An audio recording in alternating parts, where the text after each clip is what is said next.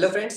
इस वीडियो में मैं गोट फार्मिंग जो है एज अ बिजनेस करना चाहिए या एज अ साइड बिजनेस करना चाहिए, और एज अ बिजनेस करेंगे तो क्या एडवांटेजेस है और एज अ साइड बिजनेस करेंगे तो क्या एडवांटेजेस है और दोनों में क्या लॉसेस है, इन इसके बारे में है। तो सबसे पहले मैं बिजनेस और साइड बिजनेस ये दो चीज़ों को क्लियर करना चाहता हूँ। अगर आप कोई भी चीज़ बिजनेस बोल के करते हो तो क्या होता है, और साइड बिजनेस करते हो तो आप क्या करते हो। तो जब भी हम कोई चीज़ एक एज अ बिजनेस करते हैं तो हम अपना टाइम जो है उसको पूरा टाइम समय देते हैं। उसके बाद हमारा जो कुछ भी ध्यान है वो हमारा 100% उसी में रहता है। हम हमारा पूरा कंसंट्रेशन जो है वो उसी बिजनेस में रहता है। हम उसके बाद हमारी जो भी इन्वेस्टमेंट है वो हम जब भी कोई चीज़ है एज अ बिजनेस करते हो तो हम हमारी जो कुछ भी हमारा पैसा है हम पूरा का पूरा उसमें लगा देते हैं। उसके बाद हम उस बिजनेस को ग्रो करने के लिए उसकी पब्लिसिटी भी करते हैं। उसके बाद हम जब भी कोई बिजनेस करते हो तो उस चीज़ के बारे में हम पूरा का पूरा नॉलेज लेने की कोशिश करते हैं, और हम हमेशा उसकी उसके नॉलेज में पढ़े यानी हमेशा उसका नॉलेज जो भी है लेना पसंद करते हैं। और सबसे सबसे ज़्यादा इम्पोर्टेंट मतलब जब भी हम कोई चीज़ एज अ बिजनेस करते हैं तो हमारा वो जो चीज़ है वो अपनी एक मेन सोर्स ऑफ इनकम रहती है। अभी अगर हम एज अ साइड बिजनेस सोचेंगे तो साइड बिजनेस मतलब क्या, कि हम अपना थोड़ा सा टाइम उसमें लगा देते हैं, हम अपना थोड़ा सा ध्यान भी उस पर देते हैं, हम अपना थोड़ा सा इन्वेस्टमेंट भी उसमें करते हैं, हम अपने उसका पब्लिसिटी भी किया तो करेंगे, नहीं तो नहीं करेंगे, उसके बारे में हम थोड़ा सा नॉलेज भी ले लेते हैं।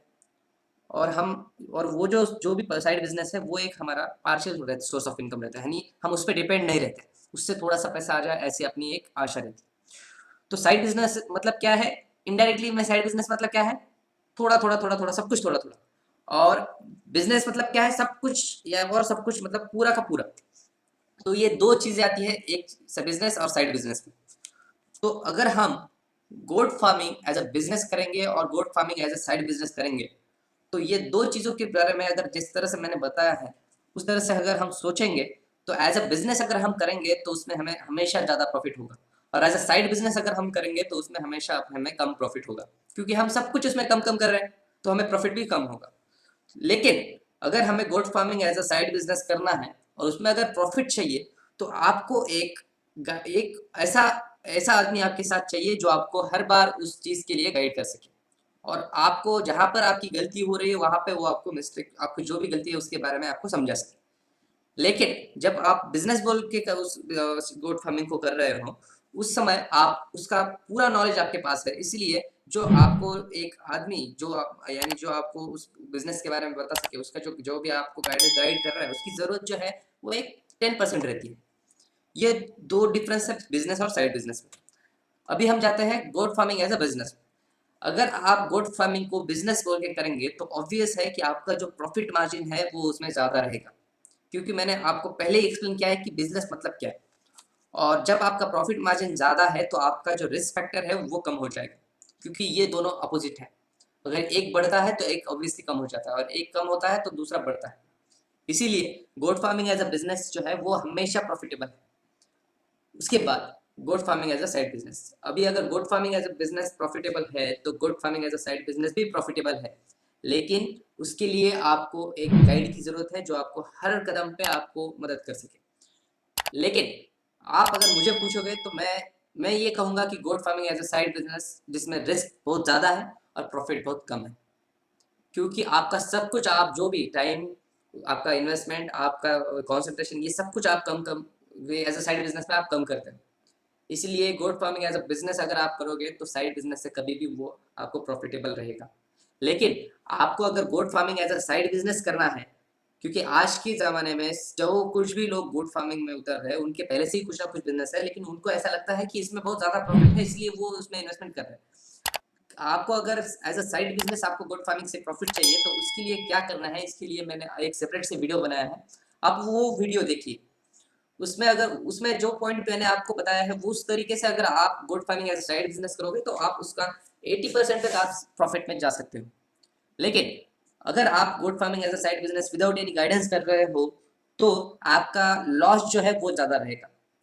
ये एक इनडायरेक्ट चीज है जो कि होगी मतलब होगी। इसलिए as a goat farming as आप साइड बिजनेस करोगे तो ये चीजें आप ध्यान में रखिए।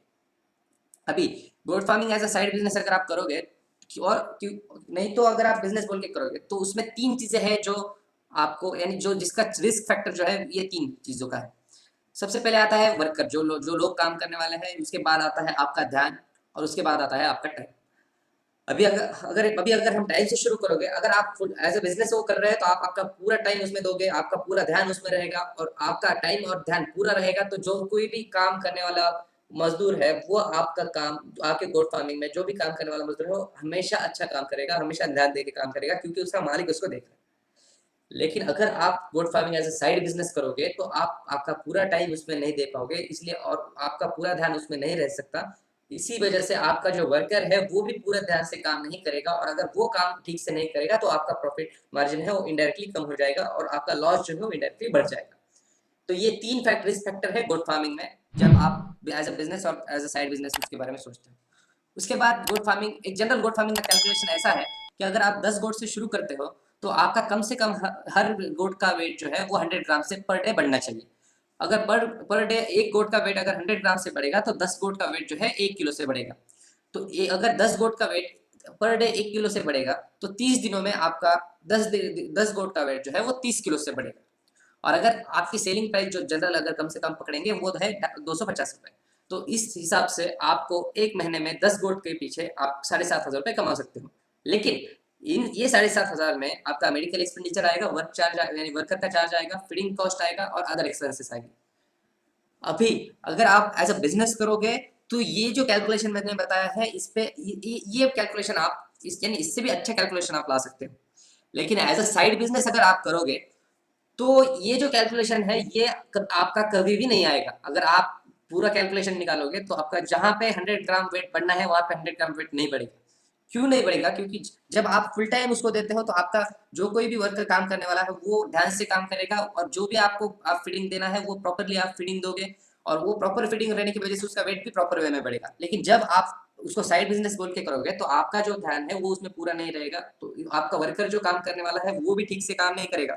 इस वजह से जहाँ पे आपको जितना खाना जितना फीडिंग आपको उस गोट को देना है उसमें आप दो चीजें होगी, एक तो कम हो जाएगा नहीं तो ज्यादा हो जाएगा।